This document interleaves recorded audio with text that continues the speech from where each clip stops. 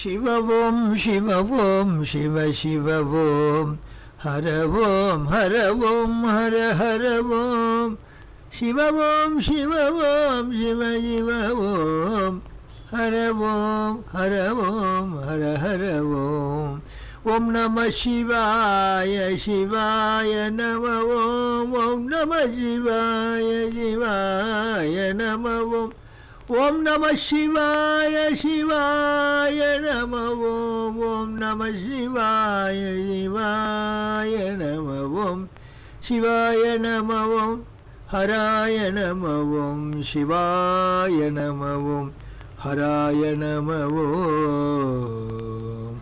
ஹர நம பார்வதி பதயே ஹர ஹர மகாதேவ தென்னாடுடைய சிவனே போற்றி எந்நாட்டவர்க்கும் இறைவா போற்றி மணிவாசகப் பெருந்தகையார் திருவடிகளே சரணம் அநேக சரணம்.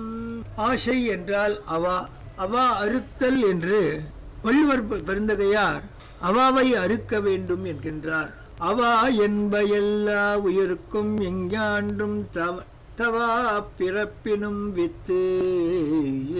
எல்லா உயிர்களும் எக்காலத்திலும் பிறவி என்னும் துன்பத்தை தருகின்றதான ஒரு வித்து, ஒரு முளை, ஒரு விதை, அது அவா என்று ஆன்றோர் கூறுவர் என்கின்றார். வேண்டுங்கால் வேண்டும் பிறவாமை மற்றது வேண்டாமை வேண்ட வரும். ஏதாவது ஒன்று வேண்ட வேண்டும் என்றால் வேண்டாமை மீண்டும் பிறவாமை என்கின்ற நிலையைத்தான் வேண்ட வேண்டும் என்று வள்ளுவப் பெருந்தகை கூறுகின்றார். வேண்டாமையன் அவிழா செல்வமின்றில்லையாண்டும் அக்தொப்பது அவாற்ற திறமை, அந்த உயர்ந்ததான செல்வம், அதற்கு ஈடு இவ்வுலகிலே ஏதாவது ஒன்று கூறலாம் என்றால் யாதுமே இல்லை என்று அவாற்ற நிலைமையை இவ்வாறு புகழ்ந்து பாட. ஆனால் மணிவாசக பெருந்தகையார் தன்னுடைய அவாவை யாரிடம் செலுத்த வேண்டும்? ஈசனோடு ஆயினும் ஆசையரமின் என்று கூடிய அடியார்களின் திருவாக்கையை மனதிலே கொண்டு கூறுகின்றார். ஆசை என்றால் காமம் என்றால் பக்தி என்றால் பிரேமை என்றால் உயிர் என்றால் மூச்சு என்றால் அது இறைவனாகிய பரம்பொருளாகிய நடராஜ பெருமான் திருவடியிலே வைக்க வேண்டும் என்கின்றார். செடியார் ஆக்கை திறமர வீசி சிவபுர நகர்ப்புக்கு கடியார் சோதி கண்டு என் கண்ணினை களி கூற படிதானில்லா பரம்பரனே உன் பழ அடியார் கூட்டமடியேன் காண ஆசைப்பட்டேன் கண்டாயம்மானே. செடியாராக்கை திறமர வீசி. இறைவா, நீயோ ஒப்பு உயர்வற்றவன், மேலானவன், பரவஸ்து, முன்னைக்கும் பரம்பொருள், முன்னைக்கும் முன்னவன் நீ அல்லவா அம்மானே. குற்றம் நிறைந்த சரீரம் பெற்றவன் யான். அனைத்து வினைகளின் ஓர் இருப்பிடமாக இருப்பவன், துர்குணங்களின் ஓர் இருப்பிடமாக இருப்பவன்.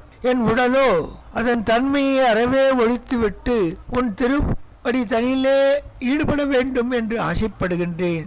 உடலின் தன்மையை, அந்த அவாவினை அறவே ஒழித்துவிட்டு சிவபுரத்தே புகுந்து நீயோ எனக்கு தட்சிணாமூர்த்தியாக பல்வேறு ஞான விளக்கம் தந்த ஜோதி வடிவானவன். விளக்கம் நிறைந்த ஜோதி வடிவான உன்னை கண்டு அந்த சிவபுரத்திலே என் இரு கண்களும் கண்பெற்ற பயனாக உன்னை கண்ணார கண்டு உன் பழவடியார் திருக்கூட்டம், பெரும் அடியார்கள் திரளாக ஒன்று கூறி உன் பெருமையை பாடிப்பரவும் அத்திறத்தினை கண்டு வியந்து கண்ணீர் வெல்கி காதலாகி கசிந்து உருகி அவர்களுடன் ஒன்றுபட வேண்டும் ஐயா.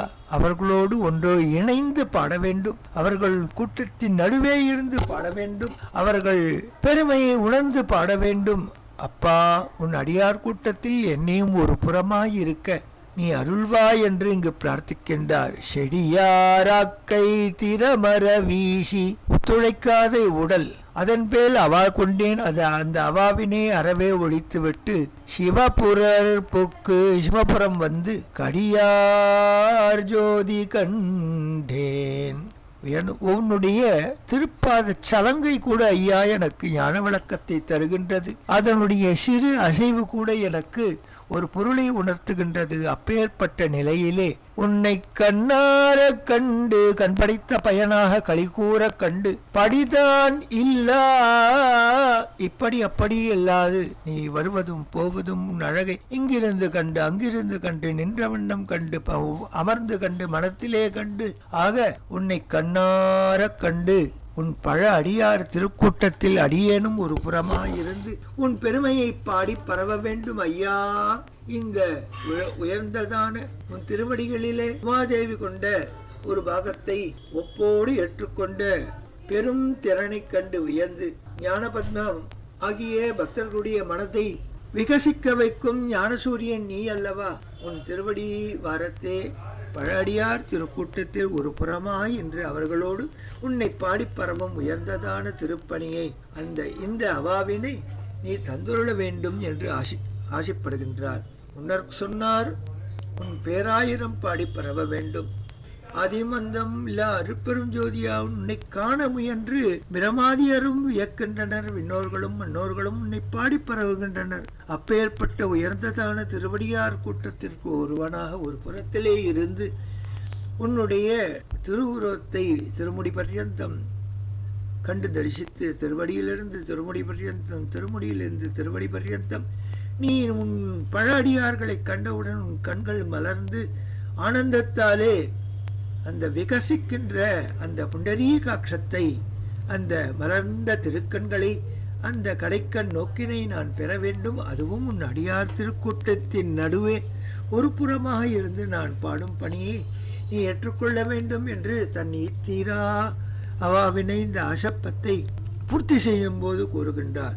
மணிவாசக பெருந்தகையார் திருவடிகளே சரணம் அநேக சரணம். திருச்சிற்றம்பலம்.